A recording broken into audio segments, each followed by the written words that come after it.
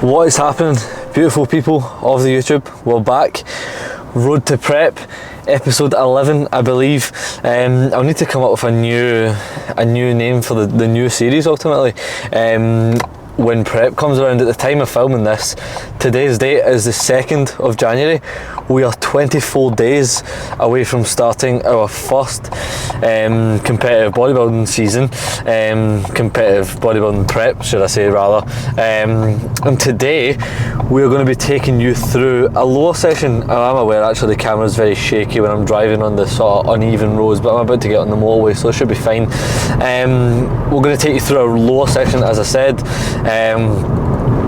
Just how I approach training my legs, and obviously I'll get like a little bit filmed later on in the day as well, just with stuff that I want to say, regarding New Year, etc, etc. But yeah, it's a pretty good one, today's session. It always is, and it's always one I always want to look forward to. But recently I have had a little bit of a dip in just my whole desire to train, in all honesty, and that obviously came at the time when I did decide to deload, and I think that is obviously that's almost something to really pay attention to, like your desire to train. Someone like myself, that bodybuilding means a lot to me, and it's something that I really enjoy. But when that starts to dip, that sort of for me comes it comes in correlation, I think the word would be, with obviously feeling that little bit of fatigue as well. So yeah, my desire to train kind of dropped off, and now it's back again. I'm absolutely ready to go in the gym. I'll wake up and I think about the sets, I'm like, yeah, fuck, we are so back, and it's just in a great time as well. We're freshened up like really quickly. It was really weird actually, because after the deload I wasn't feeling even too good, to be honest. Just with like how I say too good, I don't mean like mentally, I just mean like with the physique, and just with bodybuilding as well. I just felt a little bit bleh. Like I still felt like a little bit of a slapped arse, to be honest with you. But now we do feel a little bit better after 3 training sessions back. We've had legs, push, pull. We rested yesterday, which was Thursday, and now we're in for lower on the Friday today. So should be a good one, and as I'm saying, I'm really excited to train. Don't know why that guy's standing up on top of the bridge looking down. I always find that so sus when you see someone that's standing on top of a bridge. Like I used to have mates when they were younger, they would throw stuff on at the motorway, like as you do when you're like 12. But yeah, so unrelated. We've literally, today we have got, for lower on the cutters obviously, as I said, we have got 3 sets of ab crunches, 2 sets of hamstring curls, followed by 2 sets of leg extension, 2 sets of hip thrust, 2 sets of adductor, 2 sets of leg press, and then a 1 set of hamstring curls just to finish it off. At the end we'll do a round of posing as well, see how we're looking post legs. But yeah, really happy with, as I say, like just where I'm at right now, in such a good position to start prep. Sitting around the 67 kilo mark at the moment, which is perfect for where we want to be. Starting prep in 24 days. I was 67.4 kilos this morning actually, following rest day food, and we're looking to start prep at just round about 6 to 8 kilos, which is what we have in the timeline. Again, where we're at now is absolutely perfect for that, so no complaints from there at all.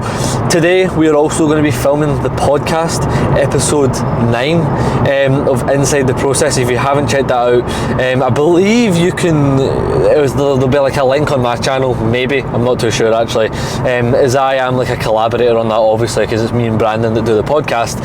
But if you haven't checked that out, go check it out. It's literally just like a longer form content of the YouTube sort of stuff, just two young bodybuilders just chatting just about the process, and then obviously we have beyond the process as well, which is just the boys, me, Brandon, Leo, Noah, Josh, Jake, talking about stuff that beyond the process. Like for example, the other day we were talking about like favourite fortnight season and stuff like that on the podcast. So if you haven't checked them out, go check them out. YouTube and Spotify. I always find that it's really good just to whack on a podcast when you're like meal prepping and stuff like that. or if you're just going to walk, it's just chill, just to be able just to go, you know what, fuck it, I'm putting on a podcast instead of just like, you know, listening to music all the time. You obviously you get the emotional highs of music and stuff like that. I do think you can become numb to it after a while, especially if you're just like listening to your top set songs, like going on a fucking morning walk. So yeah, I do think it's important just to, you know, chill out, get a podcast on. The camera's going absolutely mental now. Chill out, get a podcast on. When it comes to stuff like prepping meals and stuff like that, walks, etc, etc. But yeah, one thing I wanted to talk about as well, we're going to touch on it on the podcast, so I'm not going to go into too much detail. It's just goal setting and the importance of that. When obviously we're in the new year. Jesus Christ, there's 2 lanes here, you donkey. When it comes to obviously setting New Year's goals, she's absolutely oblivious. Jesus. When it comes to setting goals in the new year, it's a thing that everyone should do. But I think obviously when it comes to doing it, it should be something that you actually put out there. Whether that be, you know, putting it into your notes app, writing it down on a piece of paper. Probably writing it down on a piece of paper is arguably a little bit better because it's, you know, that little bit more tangible. You can touch it, and then therefore I would argue that you're more closer to actually achieving it. But yeah, get your goals written down, even if they're unrealistic. Put them down, and they become a hell of a lot less unrealistic. That you've actually just set out to, you know, achieve the goals. And I do think obviously it keeps you ticking realistically. When you have stuff that you're constantly working towards, you've got like a goal in mind, and obviously for myself that is, you know, prep this year, to obviously bring a good standard, a good package to stage, and, you know, literally just enjoy the whole process of it. That's my whole goal here. Obviously I do, like, I want to win a show as well. I'll put that out there. I don't think anyone starts a prep and is like, yeah, I want to just go and bring my best and that's all. You want to win a show as well, realistically. So yeah, I would like to win a show. Would like to win my class at a show. That would be obviously the ideal sort of outcome. But again, my love and my enjoyment for bodybuilding comes from just the day-to-day stuff. The competing is almost like a byproduct of it, and I think I would still obviously bodybuild if I didn't compete. And even if it comes to, you know, I'm sure I will like prep, and I'm sure I will like, you know, being on stage and stuff like that. But even if I don't, I will still, you know, live the life of a bodybuilder. In the years to come, but realistically I'm sure I will like that. And obviously I do have big goals within natural bodybuilding as well, to obviously first of all return to stage in 2029 with a package that's good enough to win a pro card. That is my goal. Whether I get the pro card or not is not really my main concern. I'm just focusing on bringing that pro worthy physique, and then we will see where I land from there. Obviously in terms of my bodybuilding career, and obviously personal life as well, you know, with regards to starting a family and stuff like that as well. So that would obviously be, it's obviously not just, you know, my life isn't wholly centred around bodybuilding, which is something that has actually kind of changed my perception on a lot of things just quite recently. Jack Kinsey Clough said it in his YouTube video. He's like, I want to be more than just a bodybuilder, and I'm like, fuck. Like that, I resonate so much with that, and, you know, I'm going to put a lot of effort into this year, and, you know, just going forward within my life to be more than just a fucking bodybuilder. Realistic, 'cause I think obviously as a person, I think I can bring a lot more to the table than just, you know, I'm a guy with, you know, that loves getting bigger muscles, realistically. But yeah, we are currently T-minus 3-4 minutes away from JP's gym, the Coatbridge Mecca, the best gym in Scotland, whatever you want to call it. But yeah, as I said, starting with Jesus, if I could speak, starting with some ab crunches. I'll leave that in. Starting with some ab crunches on today's lower session, and then heading into the bulk of the lower work as well. That's a lie, actually. We've got arms first. So yeah, we've got 2 sets of biceps, 2 sets of triceps. I actually forgot about that. So yeah, that opens up a whole different topic, I suppose, when it comes to obviously like arm frequency and stuff like that. I do think a lot of people can get more out their arms. Obviously it's a lacking muscle group for a lot of people, including myself. And again, like, some people might go, oh, too much volume, like too much frequency. Like, you don't know, too much volume and too much frequency, that's not a thing if you haven't pushed the boat out. You can obviously look at like general rules of thumb, like, you know, maximum recoverable volume for a certain muscle group and all this sort of stuff, like the on paper sort of stuff. What are you all doing, man? Jesus, you give way at the fucking right hand side of a to the right hand side of a roundabout. People just don't understand that. But yeah, obviously you can talk about like the sort of general rules of thumbs as I was saying, with regards to volume and stuff like that. But if you've never actually pushed the boat out with volume, you don't know. Too much volume should not be a phrase coming out of your mouth. If you've never actually, you know, pushed the boat out with the volume itself. But as always, sometimes less is more. On the flip side of that, sometimes less is more, and obviously quality over quantity should always be the main sort of thing at the front of your head when it comes to that sort of stuff. But yeah, currently, like, we're literally just right around the corner from JP's gym. I will see you in there. I'm not going to get everything filmed. Realistically, no one really wants to see me, you know, do some preacher curls. It's pretty self-explanatory. But what I will do is I will film the session and I will talk over it later on. If I might want to say something during the session, I'll say it. If I don't, I won't.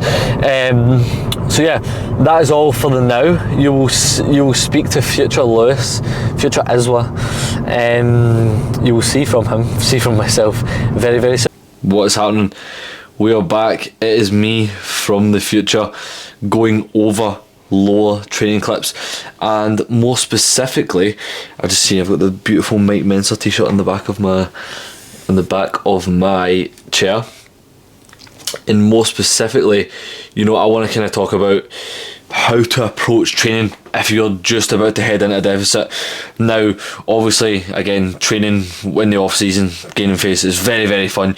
You can kind of get away with being a little bit more raggedy, having that little bit more oomph within your training, but obviously the main thing is you want to be able to, you know, manage that sort of transitional phase into the diet with your training, obviously being able to be sustained to that level.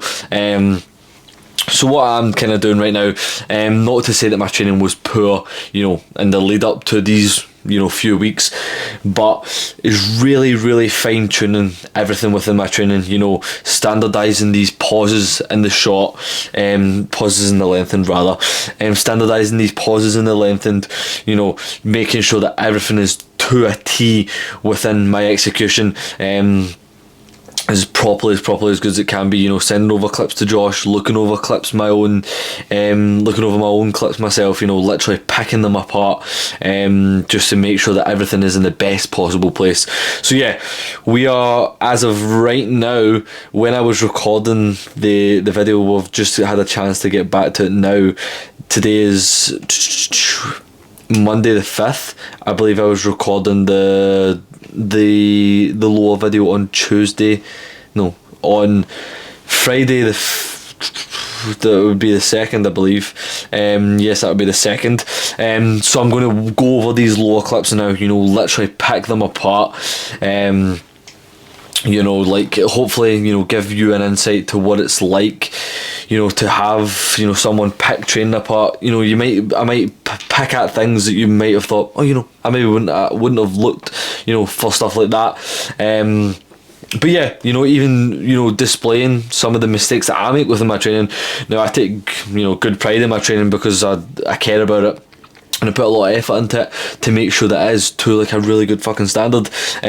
But it's just to show that there still can be stuff, you know, improved upon, even with, you know, how meticulous I am with when it comes to just improving my training. So yeah, I'm gonna get the training clips up.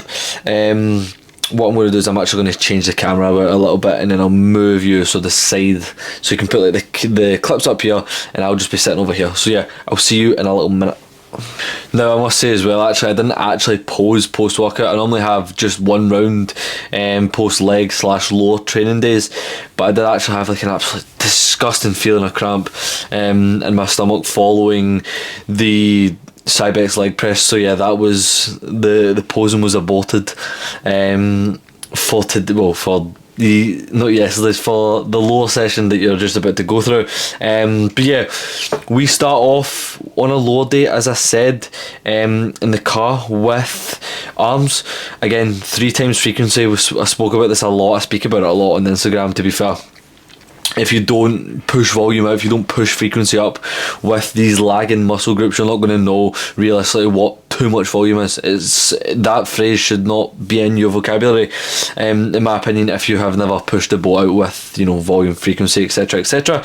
But yeah, we start with arms, then we head into 3 sets of ab crunches. I didn't get that filmed. Realistically, no one wants to see me do abs. It's really, really basic, and it's really, self-explanatory. Then we have hamstring curls. So the way I've got this set up is we've got, I believe, 6.25 kilos on top of the stack. As I was saying, making a real effort to be dragging muscles through the movement, keeping the actual tension on the target muscle, and not just using momentum just to shift me through the movement, shift the weight from A to B. Slight pause in the lengthening again before initiating that change in direction. Again, that's something that I'm really getting a lot out of at the moment. As I said, this movement again, it really gets really hard so quickly. And I'm also running kind of like a no 50-50 rep kind of protocol on this now as well, just with the knee issues that I've kind of had in the past. They were very minor, albeit, but I don't want to exacerbate that in any way, shape or form, especially with obviously coming, prep is literally in 21 days from today. So again, that's another thing. Being smart with your training, not being like, a diet in 3 weeks, let's go send like a 2-rep fucking hack squat set. Again, yeah, it's fun, I've been there myself, but it's just about kind of being smart, realistic when it comes to stuff like this, especially with your training, before you head into a deficit. We then move on to leg extensions. Again, I've spoke about how I load this before actually. Again, very person dependent. I think it's genuinely, I think it's about like a 12-to-1 ratio, genuinely, of the top pin to the mid pin. There's never any instances. Oh, my TV's just went a little bit dilda. There's never any instances, in my opinion, where you should be loading that bottom pin on the prime leg extension. It's heavy enough as it is in the shot. You do not need to be making that any harder, and obviously as challenging it is to get your quad shot, full stop. But yeah, should never really be loading that bottom pin, and I like to use I believe that this may be like 11-to-1, 10-to-1, run about that ratio, as I've not done any quad movements prior to this leg extension. So we've got like 125 kilos on the top pin, maybe 15 kilos on the mid, I believe it is. We do 6-rep leg extensions. I do 6-rep leg extensions, as I get a lot out of it. Realistically, I built up the skill of being able just to take it to failure with higher reps, and now I'm just a case of like I can get a lot out of like a 6-rep set here. And again, it's just more so from like a composure standpoint. Like, it gets sore, but nothing changes. Like, you see that eccentric speed, nothing changes. If anything, towards the end of the set, it gets a little bit slower. And again, you might hear people go, "Oh, eccentric speed should just always be the same throughout." Now, that's a kind of blanket saying, and I don't know if I necessarily agree with it actually. Because realistically, when you're getting towards the end of the set, breathing, bracing becomes that little bit more challenging. And again, if you're going to take like literally an extra half a second in the eccentric to make sure that you can get a sufficient enough breath in to get a sufficient enough brace, which is going to then result in more force output, then I would agree that I would argue that taking that extra 0.5, 1 second extra on the eccentric is going to be beneficial for you towards the end of a set, in comparison to, say, pausing at in the short, say, of like a leg press. I know on the leg extension here, but you know what I'm saying. Pausing at the top of like a squat, a leg press, where it's not going to be any there's not going to be any tension realistically. But yeah, leg extensions. Then we move on to the Citadel hip thrust. It's an absolute beautiful piece of kit. Hats off to JP, like JP's Gym in Coatbridge, genuinely is just sourcing the best fucking kit. It's absolutely unbelievable. We're spoiled rotten, and I actually think it's kind of crazy how, you know, how many good gyms there is just round about Glasgow. I think I'm very, very lucky, and to have JP's, you know, like, it's what, maybe like 15 minutes away from me and 10 minutes away from Ellie's house when I'm staying there, so it's literally so spot on. But yeah, we have got the Citadel hip thrust in. Reason being, we've got a hip thrust, just challenge the glutes in the shot, realistically. I've not really got much other glute work, direct glute work. Glutes are a kind of strong point for myself. So yeah, there's not really any need for much more glute work, realistically. I've got a hinge in, and obviously I've got leg presses, which will some way or another hit your glutes as well. But yeah, I did used to run the Nautilus one. If you follow me on Instagram, you know I would load about 5 million plates aside on that, which is, I'm so glad actually it's gone. It's a really good bit of kit, don't get me wrong, but like genuinely having to be like, all right, I need to load, like, it was like 625 kilos aside. It's just not fun. Realistically, and I think here I've got so going from loading like 300 odd kilos to loading like 90 kilos on this is genuinely like so bliss. So what I'm going to do the next time I run this is I'm going to sit my feet a little bit further forward, because as you can see, my knees are kinda a little bit further in front of my feet, and again it's kind of shifting a little bit of this onto the quads. Realistically, and if I have my feet a little bit further forward, I'm going to be able to get a little bit more range and the lengthened without my knees travelling horizontally towards me. And again, when your knees, this is a good little tip actually, when your knees start to travel horizontally towards you in a leg press, that is your range of motion done there. You're not going to get any more glute from going deeper at that moment. It's genuinely just a waste of time. You are shifting the tension onto your quads, which again, this is not a quad thrust, it's a hip thrust realistically. So yeah, that's a little tip there. Do not, you know, exceed that little point where your knees start to travel horizontally towards you. A good way to do this is sort of video your hip thrust. You should be videoing all your sets realistically. Unless obviously you're comfortable. There's some sets that I don't video realistically, like back off sets of arms and stuff like that. But you should be videoing, you know, these movements especially, and you can video it from like a sort of side angle, and you'll be able to see realistically your knees travelling towards you if that is the case, at that in the length and sort of range of this movement. So yeah, that is a thing. Well, I see a lot of it. You either get, you know, there's kind of, it's common to have sort of two parties realistically with this, where you have the people who have zero range of motion at all, and all they do is they just tilt their torso back and forward, and you're not getting anything out of that realistically, apart from a sore back. And then there's a party where it's like people who will just genuinely get as low as they possibly can. Their knees are travelling literally towards their chest, and it's just a quad thrust basically.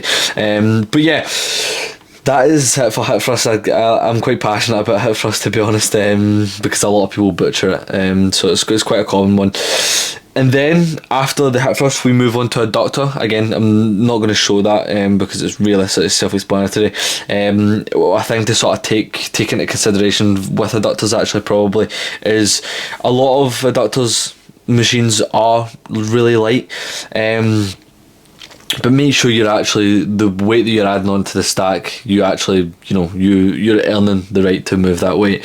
Realistically, because I've been there before where you add weight onto a stack and you've not really earned the right, and the weight is fucking controlling you, you're not controlling the weight. So that's a little tip for adductors. We then followed on from the adductors, we move on to the Cybex 45 degree leg press. It's an absolute good exercise. Literally, I can fold myself in half on this so beautifully. We've also got, we're rocking the backwards hat as well as we are right now. You know, AJ Morris, Natural Bodybuilding Worldwide, sponsor me please.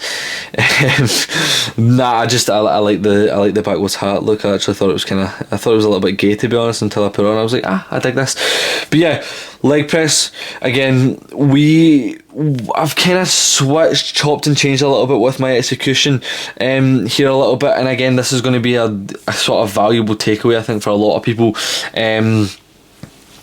I have switched between not having, like, keeping my feet planted on the plate, and I've switched between that and getting a little bit of heel lift in order to get more knee flexion.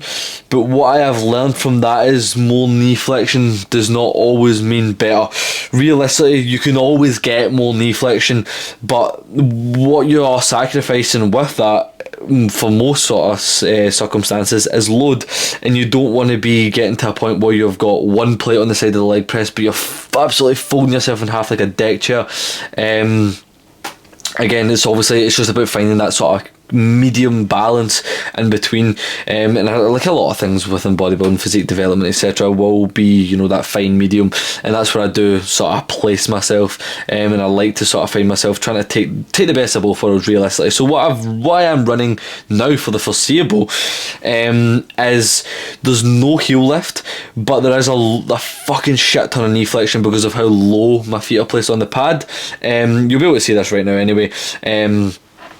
There's a lot of knee flexion, and this is where I get the most out of the leg press, realistically. So yeah, it's obviously completely individualised, but I'm able to get a lot of force output here, still remain strong, moving a decent amount of weight, whilst also, folding myself in half to like a reasonable sort of standard. Again, beautiful last rep there.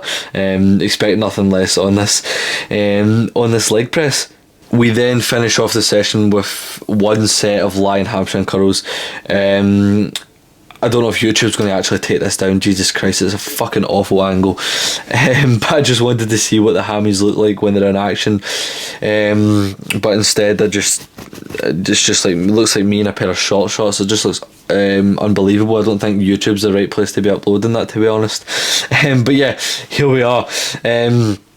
Again, dragging the heel through up towards your arse, realistically dragging the hamstrings through the movement, keeping the tension on there, taking no 50-50 reps for me individually. But yeah, it's very fucking accurate. You'll see that yourself, and it's very intense. Maybe there's one rep there realistically, but again, no 50-50 reps taken for me on hamstring movements for the foreseeable. I've also got a pair of holy socks as well. But yeah, I think mainly one of the reasons why, like, I've got pretty strong hamstrings realistically, and it used to be like really fucking bad, like really awful. It used to be my worst muscle group by a fucking country mile, and that was even with a shit chest as well, because my old gym used to not even have like a hamstring curl machine, which is a whole different story. So I used to just not do hamstrings, and then I eventually would set them up on the cable. So I would drag a bench over to the cable and then put a cuff around my ankle. Holy fucking science based. But yeah, now I think the thing that's genuinely, been able to progress my hamstrings really far forward and, give me like a fucking pretty decent side leg, has just been the ability just to keep the tension on the fucking hamstrings, staying accurate, staying composed as well, because it's so training your hamstrings, it's so training your legs realistically. Just staying composed, being really fucking aggressive as well. You'll see that with the seated hamstring curl. Like, I'm really fucking aggressive with it, but I'm not like letting that take away from my accuracy. And again, this takes time, to be able to build this level of skill up. And again, I'm not saying that I am, at the tippy top of training skill, but I do train to a good standard, and this is the standard that I hold clients to as well within their own training, because I know the benefits that come from, making sure that all your training variables are nailed to an absolute fucking T. And actually, I do really enjoy watching over training clips as well. I know like a lot of people kind of get sick and can kind of get sick of just training, but I feel like I'm very kind of nerdy when it comes to training clips. I really like the intricacies of it, and I think obviously when you're nailing like the basics, the intricacies really do matter from basics onwards. But yeah, like again picked apart this sort of block of training, this lower session, again, and I know I had a lot of positive feedback with regards to, you know, when I pick apart my own training as well. Me and Brandon want to do a sort of, you know, dissection of training on the Inside the Process podcast YouTube channel. If you don't follow that already, get that followed. You know, it's longer form content with myself and Brandon, you know, talking to the camera, sitting down, having a chill chat, and if you want it even more chill, a little bit less bodybuilding, then you can head over to, it's actually on the Inside the Process YouTube channel as well. It's the Beyond the Process, so it's Inside the Process is Beyond the Process, and you just get general chit chat. Realistically, it does often a lot of time come back to kind of bodybuilding and stuff, but again, you just get a lot of things like we spoke about, like our favourite fortnight season in the most recent episode as well. So yeah, that is that. But yeah, you can let me know as well what more you would like to see from the YouTube. There'll be maybe two more videos coming out before prep. Fucking exciting. I need to fire it into ChatGPT, as I said that in the clip before this, which was a few days ago. I need to fire this into ChatGPT, get myself a nice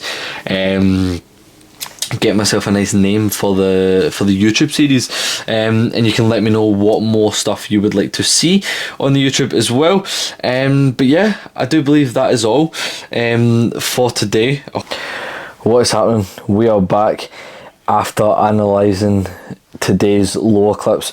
We'll actually be analysing them on a separate day, as I've had a little bit of trouble with the camera, so we're now, you will have just heard from future me, and now we are wrapping up today's video.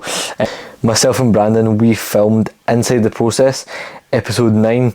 Both of us definitely said that this was our favourite episode yet. A very wholesome one, you know, wrapping up 2025, going over, you know, things that we have learned, you know, both more so honestly from like a non-bodybuilding standpoint, you know, our learning points this year, and the fact that, you know, it just bled into all aspects of our life. So yeah, definitely a very, very wholesome one.